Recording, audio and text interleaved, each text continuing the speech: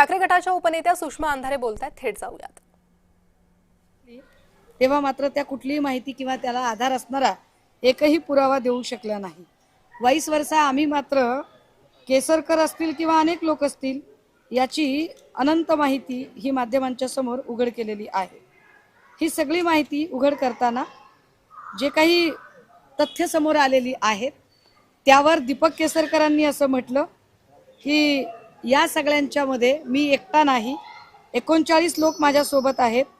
माझं पुन्हा एकदा दीपक केसरकरांना आव्हान आहे की केसरकरजी, याचा अर्थ तुम्हाला माहित आहे की या सगळ्या प्रकरणामध्ये खरातला कुणी कुणी पोचलं आणि तुम्हाला माहित असून जर तुम्ही या सगळ्या संबंधाने जर माहिती देत नसाल आणि माझं नाव आलं तर मी इतरांची नावं घेईन असं म्हणत असाल तर याचा अर्थ तुम्ही गुन्हेगारांना लपवून ठेवताय। त्यामुळे केसरकरांनी पहिल्यांदा तर हे कोण 39 लोक आहेत त्यांची नावं उघड केली पाहिजेत, ते कोण मंत्री आहेत त्यांची नावं उघड केली पाहिजेत। केसरकर असं म्हणतात की मी एकटा गेलो नव्हतो, माननीय मुख्यमंत्री होते शिंदे साहेब मुख्यमंत्री असताना मी शिंदे साहेबांना घेऊन गेलो होतो। म्हणजे केसरकर प्रत्यक्ष अप्रत्यक्षरित्या माजी मुख्यमंत्री आणि सध्याचे उपमुख्यमंत्री असणाऱ्या एकनाथ शिंदे यांचे खरातशी संबंध आहेत असं सांगू इच्छितात का? नेमकं या सगळ्यांमध्ये त्यांना सूचित काय करायचं आहे हे त्यांनी एकदा स्पष्ट केलं पाहिजे। हा एक केसरकरशी संबंधित मुद्दा।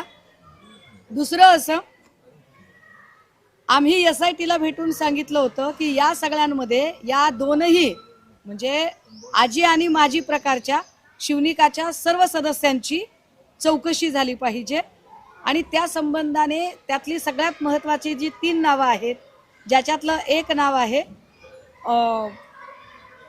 चाकणकर, दुसरा आहे नामकर्ण आवारे आणि तिसरा आहे ललित पोफळे। पण माझं पुन्हा म्हणणं आहे की याच्यातला नामकर्ण आवारे ही महत्त्वाची कडी आहे। ती का महत्त्वाची कडी आहे त्याची कारणं सांगितली पाहिजेत। नामकर्ण आवारे हा भाजपच्या उद्योजक आघाडीचा सरचिटणीस, इंडस्ट्रियल सेलचा नामकर्ण आवारे हा सरचिटणीस, पण सध्या तो थोडा न्यूट्रल अवस्थेत आहे आणि सध्या त्याचं काही भाजपशी काही कनेक्शन दिसत नाही, हे पण तितकंच खरं आहे। जगदंब पतसंस्थेमध्ये कॅप्टन खरात हा 2018 ते 2024 या काळात चेअरपर्सन होता। ही जगदंब पतसंस्था चर्चेत आणणं गरजेचं आहे ते याच्यासाठी की या जगदंब पतसंस्थेमध्ये सध्या या पतसंस्थेचा सर्वेसर्वा हा नामकर्ण आवारे आहे। ज्या नामकर्ण आवारेच्या संस्थेमध्ये स्वतः खरातच चेअरपर्सन होते 2018 ते 2024।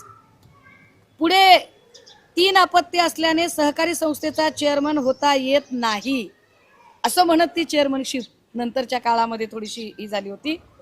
15 वर्षापासून हा जो आवारे आहे हा 15 वर्ष शिवनिका ट्रस्टवर संचालक होता।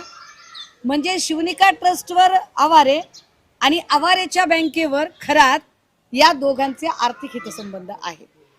1 वर्षापासून आवारे आणि खरात हे दोघे जरी वेगवेगळे असले तरी सुद्धा मुळात खरातची भोंदूगिरी वाढवण्यासाठीचं सगळ्यात पहिलं कॅम्पेन चालवलं ते आवारेने चालवलं।